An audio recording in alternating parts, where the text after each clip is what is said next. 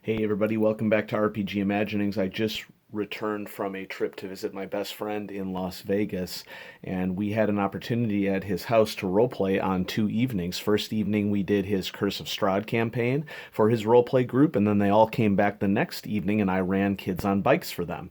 And so, what I'm going to do in this video is just sort of showcase what my GMing process was for that game. It went really, really well, and there's some specific deviations that I made to the published adventure that I ran and to the mechanics of Kids on Bikes when limited to just a couple hours in an evening to make sure that the game ran smoothly. And so this is kind of a little bit of a showcase of my GMing style and techniques that I've learned over time as well. And you can use these techniques whether you run Kids on Bikes or any sort of role-playing game. But what makes Kids on Bikes different from a lot of role-playing games is that Kids on Bikes is a player story creation style of game.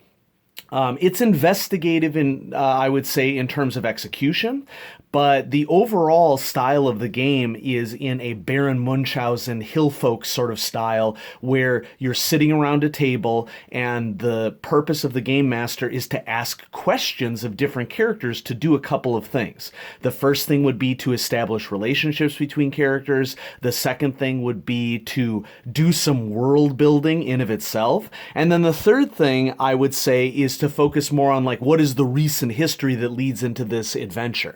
And since I only had one evening to run this game, and I knew that it was going to be one evening, and also knowing that, we'd be eating at the same time, I knew that I'd only have about 3 hours to run the game.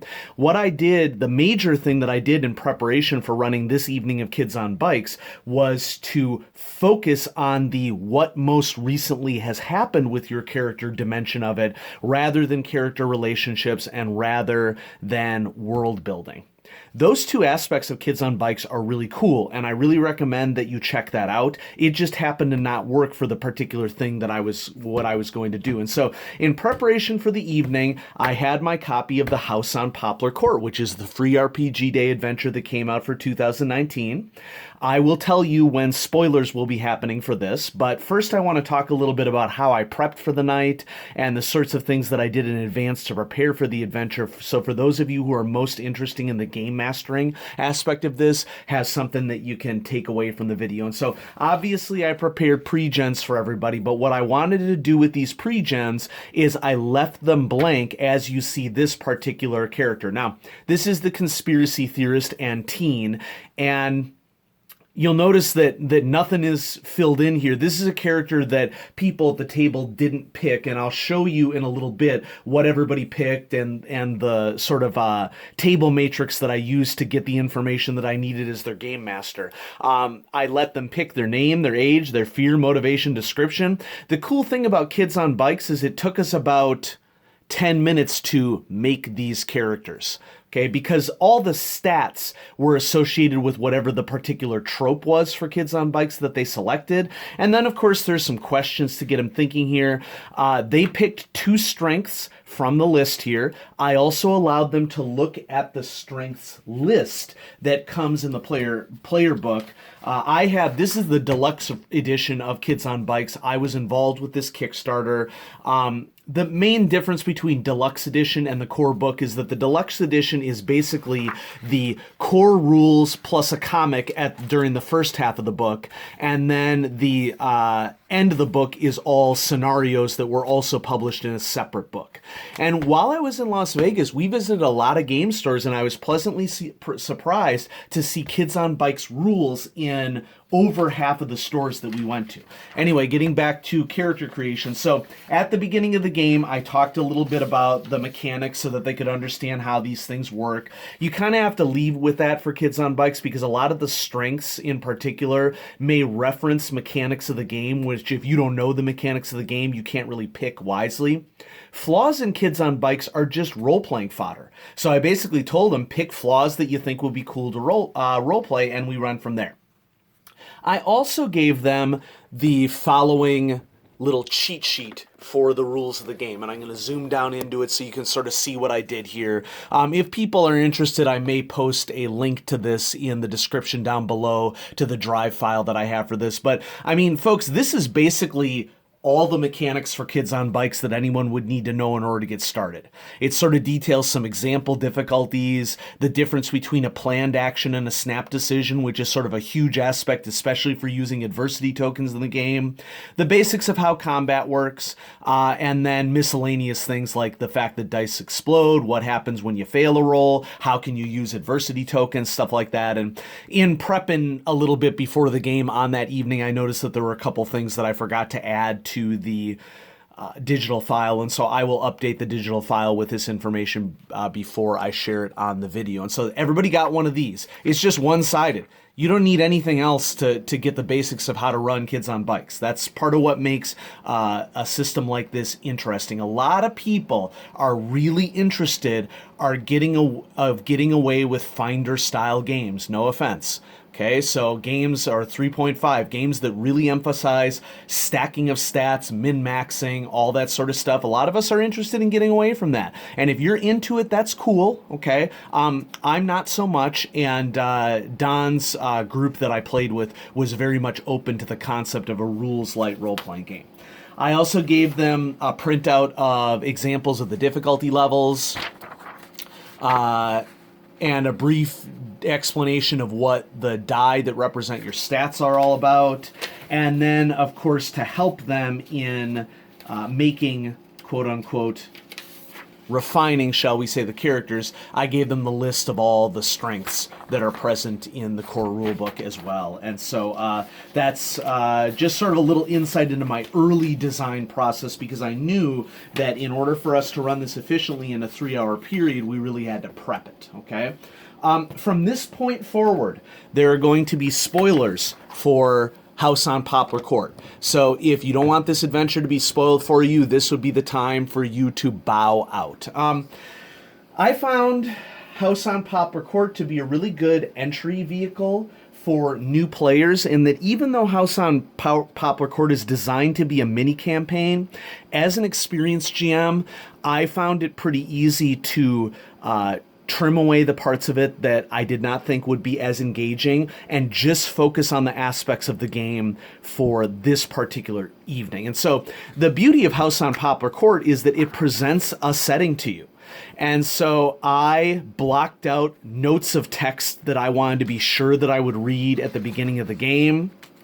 And as I turn the page here, one of the things that you're going to notice is that it comes with some pre-generated characters. I did not know how big my table size was going to be for this adventure. It could have been as large as 8. It ended up being 5. And so I planned with pre-gems that come with the base game rather than the pre-generated 5 characters that come with this. It turns out I could have used these 5 characters because there were 5 people at the table, but I did not know that going in. Now, I suppose I could have printed these off and had them set and ready to go, but I really liked the idea of them getting to pick their strengths and pick their flaws, because I wanted to preserve this nature of Kids on Bikes as being players are creating the setting in the world. So I basically blocked off things that I wanted to be sure to read, and I did read through, mention to them some of the locations that were present in town. I did not use any of the NPCs that are listed in the book, unless something were to come up, although with the focus of this being on meeting the powered character in the form of Juniper, I didn't feel like that there was a need for many other NPCs, although I did use the NPC who is the runner of the Investigators Club for this. And so I'll just give you a brief synopsis of this adventure. In this adventure, the characters are members of the Investigators Club ran by Theo at the Investigators School. And this is a small town, so elementary, middle, and high are all in one building. And so my characters had a lot of fun coming up with reasons as to why they would be members of the Investigators Club.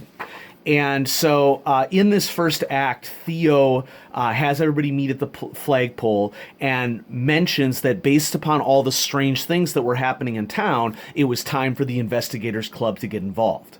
Now, the way that I sort of pretexted this adventure is in advance, I wrote up some questions and some responses as to how I would get characters sort of involved in the recent history of the town. all of these questions were linked to one of the four big universal monsters that are featured within this particular scenario. And sort of the whole goal of this scenario is that there are universal monsters that have escaped from a house, and the idea is for all the players to track down these universal monsters and get them back into the house. So you see that I have a W circled here by this first question. This is a question designed to give clues about the werewolf. C is designed to give rules about the creature or clues about the creature from the Black Lagoon. V is designed to give clues to the vampire. And so, not knowing how many players that I was going to have, I came up with 8 questions that were all example questions that would get the characters engaging on not only contributing a little bit about their characters, but also to give me an opportunity to sort of feed some clues to the characters at the beginning. And so I'll just do an example here, a creature from the Black Lagoon. And by the way, a majority of my party was younger people in their early or mid-20s, and creature from the Black Lagoon was an example of a monster that they just didn't know at all. And so Don and I are a little bit older, and so we, I'm in my 40s, Don's in his 50s, and so we were able to give some examples of creature from the Black Lagoon so that they could sort of get the idea of what was going on here. So my question was, who likes to swim in the pond? And I gave it up to, I basically gave them the floor to decide, is this something that your character would do? And I did tell them, especially since I only had 5 people at the table, that if a question doesn't really spark interest for them, we could go on to another question, because I had several of these laid out, 2 for each creature. Do you compete? Do you do it for fun? What was your biggest competition or personal challenge? And I use this as an opportunity to introduce Fisher Pond, which is sort of like a key location in the town for the creature from the Black Lagoon. And this group was a great group. They got so into answering the questions and contributing additional creative aspects of what they were doing. And so I really enjoyed this sort of lead-in that I did to the beginning of the adventure, of asking them to sort of flesh out aspects of the recent history of their characters, and then we use that as opportunities to like develop some NPCs who had sisters and brothers, who was a loner, who was more social, and we had a spectacular time. Now, also during this time, I was having them fill out aspects of their characters so that I had something to go off of. And so I brought this table with me, and this table basically had them write down their player name, their character name, what their main character trope was, and also what their fear was. And so we had a funny sidekick, we had a loner weirdo, a plastic beauty, and a variety of other characters. And then I also had them write down their flaws, because flaws in Kids on Bikes don't have any mechanical significance whatsoever. They are all about the role-playing, and it's an opportunity for you to give adversity tokens, which are sort of used to modify roles in Kids on Bikes. And having this list of flaws was critical, because it allowed me to really make sure that I was fair in rewarding players who exhibited some of those flaws from a role-playing perspective. And so this was a critical tool that I brought into the start of the game as well. And I think that this is linked in the file that I'm going to link that has the Mechanics 101 if you wanted to use this matrix, honestly, for any role-playing game. But I find that whether I'm playing Call of Cthulhu or Kids on Bikes or any sort of game, I like to sort of have this basic information about characters handy, so that I don't have to come up with that information just from my memory. I can just glance at this and have that information. So back to the adventure. This adventure is divided into 3 acts, but I found as an experienced GM, it was pretty easy for me to boil these acts down rather into sessions. I boiled the acts down into encounters, and it was a 3-encounter evening. And I would say that that if I were to split the 3 hours of the evening up or so, I would say that we spent 45 minutes on Act 1, about 30 minutes on Act 2, and then the remainder of the time was the 3rd act where the real action happens. And so in this first act, Theo recommends that they go to this strange house at the end of Poplar Court. They meet Juniper, who is a powered NPC, and who Juniper actually is isn't revealed until the end of the adventure, and I'm not going to reveal it here in case that's a spoiler that even if you're planning to run this as a GM, I would just assume that you discover that after you read through the adventure than here on this video. So there's some initial rolls to get into the fence and get into the house, with the idea being that if they fail, they gain some adversity tokens right off the bat. As they enter the house, the werewolf creature bursts out, and it's an opportunity for sort of to get to the eldritch nature of this, that it is moving eerily fast, to the point where I had players make checks as to whether they could even track it with their eyes. It moved so fast, and those of them that were able to spot it, it was at the edge of the woods far across the street before they even recognized it. Some of them were just so dumbfounded that they didn't even recognize what happens. And so they entered through the main floor. They met Juniper, who is a powered character. Juniper is really emphasizing for them that they just let all the monsters out of the house, and now they got to go recover them in order to keep their town safe is the main task here. And so Juniper gave them a couple more clues. They combined that with the clues that I created at the beginning of the adventure, and that led us into what's defined here is Act 2 Monster Hunters, but I really view this as like a 3-act thing where it's like you meet up with Theo and introduce the characters, you meet Juniper in Act 2, and then for me, Act 3 or Encounter 3 is really where they become Monster Hunters. And my players came up with some really creative ways to trap the different monsters that are involved. So, of course, the 4 monsters are the 4 classic Universal monsters: the creature from the Black Lagoon, Frankenstein's monster, the vampire, and the werewolf. And none of these creatures are the actual monsters. And the players who I had for this session all chose non-combat ways, essentially, to capture the different monsters. Well, let me think about this. They drugged the werewolf, which I thought was a really cool solution. The vampire, okay, you know what? I think, gosh, what did they do for the vampire? The vampire, they had holy water balloons, which were, of course, ineffective because it's not an actual vampire. More on that in the last page of the adventure, which, you know, you can choose to read what's really going on here if you'd like. And so, gosh, I can't remember exactly how they nailed down the vampire. Oh, I remember. They lured the vampire with the plastic beauty. And so they made a little cut on the plastic beauty because, you know, they're operating under the assumption that the vampire is attracted to blood. But they also went with like the charm nature of the plastic beauty, and they lured the vampire back to the house. For the other ones, Creature from the Black Lagoon is kind of the sympathetic case here in that it is actually a suit that a creature is wearing, and when they repaired the suit of the creature was willing to follow them back to the house, and they lured Frankenstein's monster with I think one of them was in band and was playing a flute to lure Frankenstein's monster back to the house. Okay, so at this point, if you don't want to be spoiled on the very end of the adventure, you can shut the video off, but if you're interested, I'm about to turn the page, and basically the long and short of it is that once they get all the monsters back to the house on Poplar Court, it is revealed that Juniper is actually an alien who had captured all of these other species. And all the different variants of the monsters are different aspects of these alien species, and the adventure ends with the players being brought up into outer space on a spaceship with all of these criminal monsters, quote-unquote criminal species, that they had lured back to the house through Juniper. And so it was an awesome time. Everybody really responded to it really well. I had a blast GMing it, and so I wanted to share with you my time running Kids on Bikes, the house on Poplar Court. I did do some variations as to what you know is written in the adventure, and I did not emphasize the world building and character building questions that are kind of hallmarks of Kids on Bikes. But that's because I had a limited amount of time. I do really recommend that in the character creation process that everybody attenuates to the questions that are listed in the core book that you can sort of use to encourage players to develop their characters. And so they're here in Appendix A